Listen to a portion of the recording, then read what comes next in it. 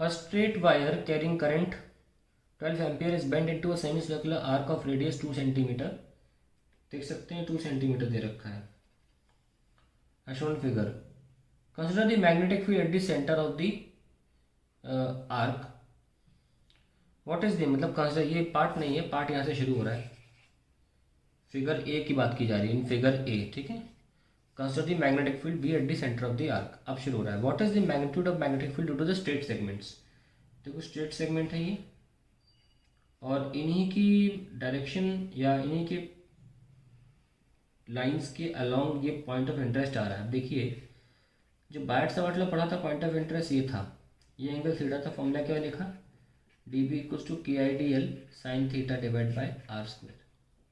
अगर ये point wire पर ही आ जाता तो थीटा ज़ीरो हो जाता. इसीलिए कोई भी पॉइंट अलोंग दी वायर, या वायर यहीं पे ख़त्म भी हो रहा हो लेकिन इसके अलोंग होगा तो थीटा जो होगा वो ज़ीरो हो जाएगा, जिसकी वजह से मैग्नेटिक फील्ड ज़ीरो हो जाती है. इसलिए कभी भी वायर के अलोंग जो पॉइंट लिया जाता है कभी भी मैग्नेटिक फील्ड उस पर नहीं होती. आप देख सकते हैं कि स्ट्रेट सेगमेंट्स की वजह से, स्ट्रेट सेगमेंट्स ये और ये दोनों ही जो स्ट्रेट सेगमेंट्स हैं ये पॉइंट उनके अलोंग आ रहा है, इसलिए इनकी वजह से मैग्नेटिक फील्ड क्या होगी, ज़ीरो.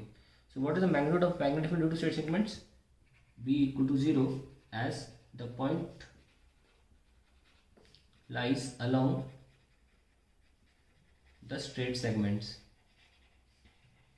और मैंने आपको रीज़न दे दिया है, आप चाहे तो इसको भी इंक्लूड कर सकते हैं अपने आंसर्स में, बट बोर्ड एग्जाम का क्वेश्चन है, तुरंत आंसर देना है. एनीवेज क्वेश्चन में से एनसीईआरटी का भी है.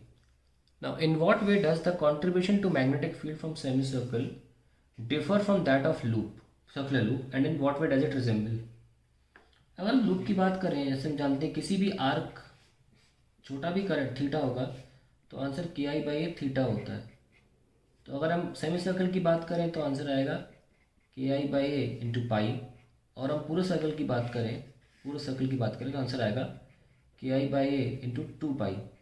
तो हम देख सकते हैं कि एक आधे लूप के लिए मैग्नेटिक फील्ड सेमी सर्कल के लिए पूरे सर्कल के सामने 1/2 होती है. तो in what way does the contribution to magnetic field from semi circle differs from that of semi circular loop. From the circular loop लिखेंगे B of semicircle is half of B of circle.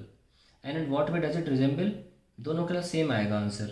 अगर आप ऐसे लेंगे तो भी field inside the plane of paper होगी, आप पूरा सर्कल लेंगे तो भी field inside the plane of paper होगी. Now the next part is would your answers be different if the wires were bent into a semicircular arc of same radius but in the opposite way?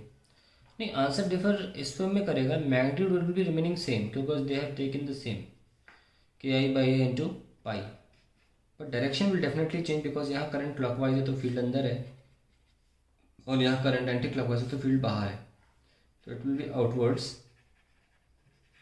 सो इसमें लिखेंगे would your answers be different. In magnitude it will remain same, magnitude it will remain same